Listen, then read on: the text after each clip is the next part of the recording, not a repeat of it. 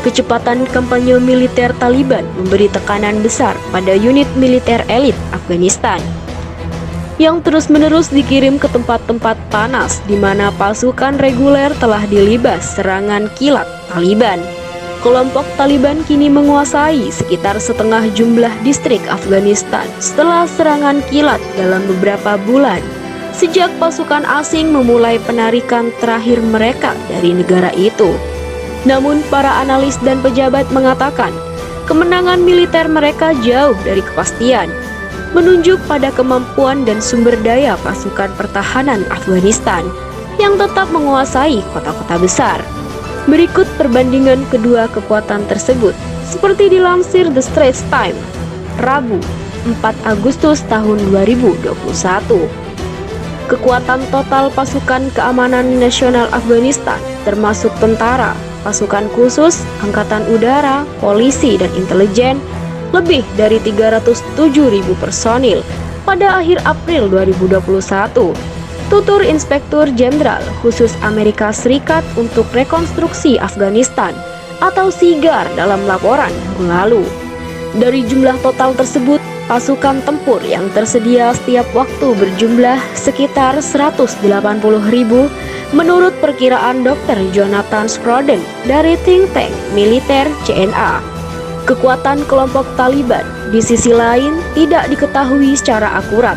Pemantau Dewan Keamanan PBB tahun lalu memperkirakan kelompok itu memiliki antara 55.000 hingga 85.000 personil. Bantuan asing sangat penting bagi Afghanistan, salah satu negara termiskin di dunia. Militernya membutuhkan 5 miliar hingga 6 miliar dolar Amerika Serikat per tahun, menurut US Congressional Research Service. Washington biasanya menyediakan sekitar 75% dari jumlah itu dan telah menjanjikan dukungan berkelanjutan. Keuangan Taliban tidak jelas. Pendapatan mereka diperkirakan antara 300 juta hingga 1,5 miliar dolar Amerika Serikat per tahun, menurut pemantau PBB. Mereka menghasilkan dana dari industri narkotika negara itu, melalui pemerasan terhadap kalangan dunia usaha, melalui kegiatan kriminal lainnya dan dengan mengenakan pajak di daerah-daerah di bawah kendali mereka, kata para pemantau. Berdasarkan informasi yang tersedia, jelas bahwa Taliban tidak kewalahan melakukan perekrutan, pendanaan, serta pembelian senjata atau amunisi. Tambah mereka, Pakistan, Iran, dan Rusia dituduh oleh Washington dan Kabul memasok Taliban dengan sumber daya dan dukungan penasihat militer. Tetapi ketiganya menyangkal tuduhan tersebut. Amerika Serikat menghabiskan puluhan miliar dolar untuk mengumpulkan dan melengkapi militer Afghanistan setelah menggulingkan rezim Taliban tahun 2001. Pasukan Afghanistan memiliki keunggulan teknologi dibandingkan Taliban, menggunakan berbagai macam senjata buatan barat termasuk senapan serbu modern, kacamata penglihatan malam, kendaraan lapis baja, artileri, dan drone pengintai kecil. Mereka juga memiliki sesuatu yang tidak dapat ditandingi Taliban, angkatan udara. Militer Afghanistan memiliki armada yang tersedia sebanyak 167 pesawat, termasuk helikopter serang, menurut laporan SIGAR. Taliban di sisi lain utamanya menggunakan senjata ringan yang membanjiri Afghanistan selama beberapa dekade konflik, seperti senapan serbu AK-47 yang dirancang zaman Uni Soviet, didapat dari pasar gelap regional, kata para analis.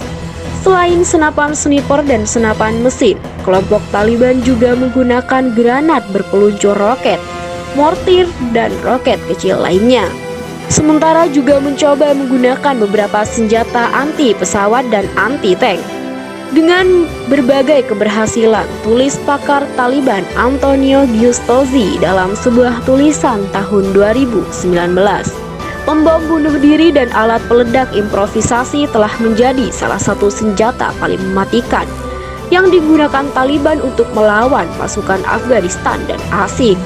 Taliban juga telah menjarah dan menggunakan senjata dan peralatan buatan barat yang dipasok ke militer Afghanistan, termasuk perangkat penglihatan malam, senapan serbu, dan kendaraan.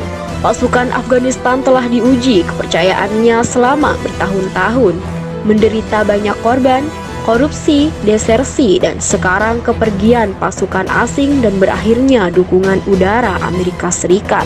Perencanaan dan kepemimpinan yang buruk juga menjadi penyebab rendahnya semangat kerja. Taliban di sisi lain telah menunjukkan kohesi yang lebih besar meskipun ada laporan keretakan internal dalam beberapa tahun terakhir, kata para analis, menunjuk semangat keagamaan serta janji keuntungan materi sebagai faktor yang berkontribusi.